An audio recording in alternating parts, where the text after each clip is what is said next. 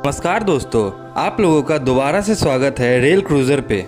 दोस्तों, हम लोग जानते हैं कि इंडियन रेलवे बहुत तेज़ी से मॉडर्नाइजेशन की ओर बढ़ रहा है और इसमें 2024 तक 100% इलेक्ट्रिफिकेशन को भारतीय रेलवे एक महत्वपूर्ण कदम मान रहा है।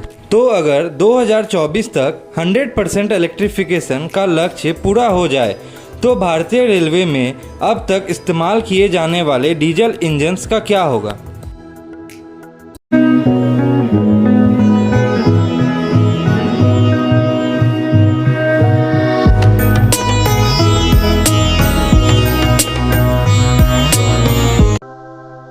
रेलवे मिनिस्टर अश्विनी वैष्णव जी के द्वारा ये बताया गया है कि भारत में रोजाना लगभग 13,555 ट्रेन चलती है, जिनमें से 37% ट्रेनों को डीजल इंजन के द्वारा चलाया जाता है। इंडियन रेलवेज में लगभग 5,000 डीजल लोकोमोटिव्स ऑपरेटेबल है।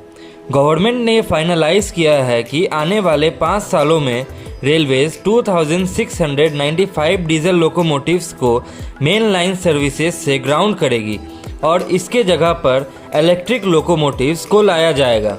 तो अब ये सवाल उठकर आएगा कि ये डीजल इंजन्स को जो रेलवेज ग्राउंड कर रही है उनका क्या किया जाएगा। इंडियन रेलवेज में डीजल लोकोमोटिव्स की कोडर लाइफ यानी कि उनको यूज़ करने की टाइम 30 ईयर्स रखी गई है। पास्ट में इन रिटायर्ड डीजल लोकोमोटिव्स को स्क्रैप कर दिया जाता था और 80% इम्पोर्टेंट मशीनरीज को रखा जाता था ताकि नए डीजल लोकोमोटिव्स में इन मशीनरीज का इस्तेमाल किया जा सके। हालांकि अब इंडियन रेलवेज डीजल लोकोमोटिव्स की प्रोडक्शन को बंद करके इलेक्ट्रिक लोकोमोटिव्स के प्रोडक्शन पर ध्यान दे रहा है। देखा जाए तो ग्राउंड किए जाने वाले डीजल लोकोमोटिव्स की संख्या बहुत ही ज़्यादा है, तो अगर रेलवेज इनको स्क्रैप करने जाएगी तो रेलवेज को बहुत ज़्यादा लॉस होगा।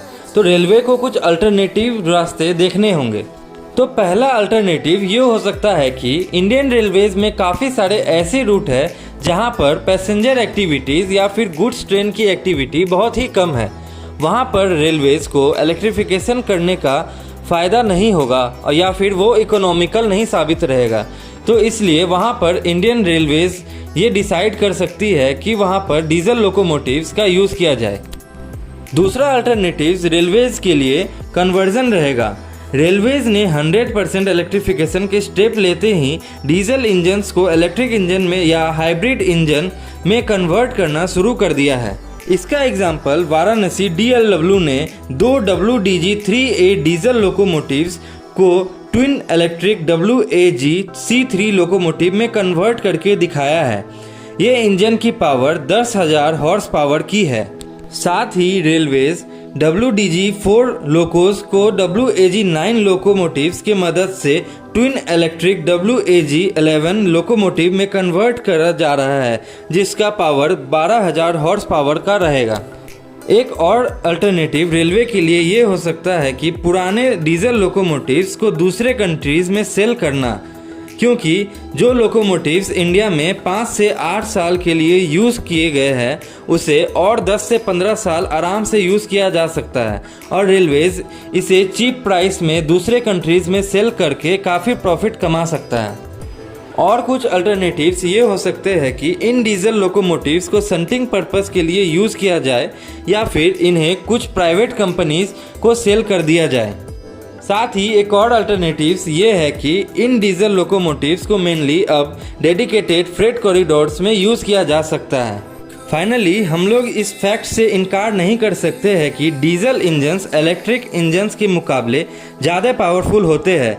इसका एग्जाम्पल हम लोग देख सकते हैं कि हिली एरियाज़ में रूट्स को इलेक्ट्रीफाई होने के बावजूद बैंकर लोकोमोटिव्स के रूप में डीजल लोकोमोटिव्स को यूज़ किया जाता है। 100% इलेक्ट्रिफिकेशन करने का वादा इंडियन रेलवेज ने कर दिया है, बट अमेरिकन कंपनीज के द्वारा डिज़ाइन किया गया WDG-4G और WDG-6G लोकोस की 1000 यूनिट का ऑर्डर इंडियन रेलवेज ने जनरल इलेक्ट्रिक कंपनी को दे दिया है, जो कि ये दर्शाता है कि इन डीजल लोकोमोटिव्स का दौर अभी ख़त्म नहीं होने वाला है। हम लोग और रेलवेज ये भी जानते हैं कि इन डीजल लोकोमोटिव्स का कमी कोई भी पूरा नहीं कर सकता है, इसलिए इन डीजल लोकोमोटिव्स का कोई बाल भी बाका नहीं कर सकता।